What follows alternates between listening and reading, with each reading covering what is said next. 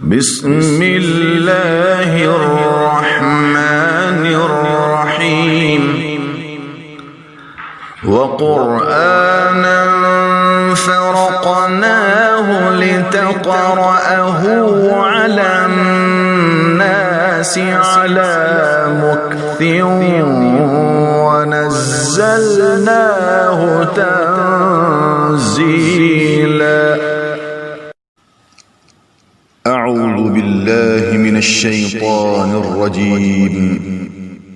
بسم الله الرحمن الرحيم. سبح لله ما في السماوات وما في الأرض وهو العزيز الحكيم. يا أيها الذين آمنوا لم تقولون ما لا تفعلون كبر مقتا عند الله أن تقولوا ما لا تفعلون إن الله يحب الذين يقاتلون في سبيله صفا كأنهم بنيان مرصوص.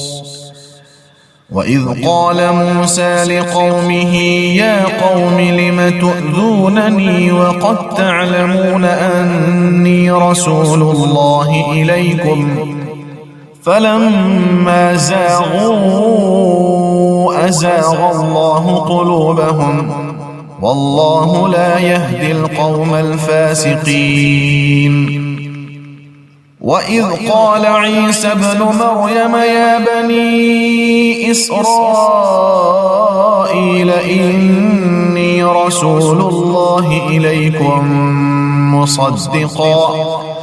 مصدقا لما بين يدي من التوراة ومبشرا برسول يأتي من بعد اسمه أحمد. فلما جاءهم بالبينات قالوا هذا سحر مبين ومن أظلم ممن افترى على الله الكذب وهو يدعى إلى الإسلام والله لا يهدي القوم الظالمين. يريدون ليطفئوا نور الله بأفواههم والله متم نوره ولو كره الكافرون. هو الذي أرسل رسوله بالهدى ودين الحق ليظهره على الدين كله ولو كره المشركون.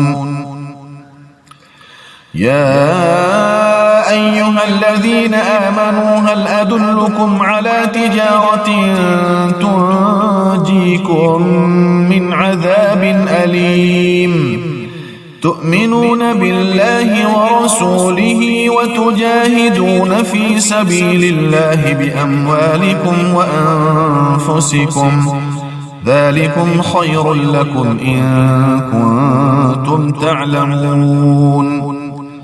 يغفر لكم ذنوبكم ويدخلكم جنات تجري من تحتها الأنهار ومساكن طيبة في جنات عدن ذلك الفوز العظيم. وأخرى تحبونها نصر من الله وفتح قريب وبشر المؤمنين. يا أيها الذين آمنوا كونوا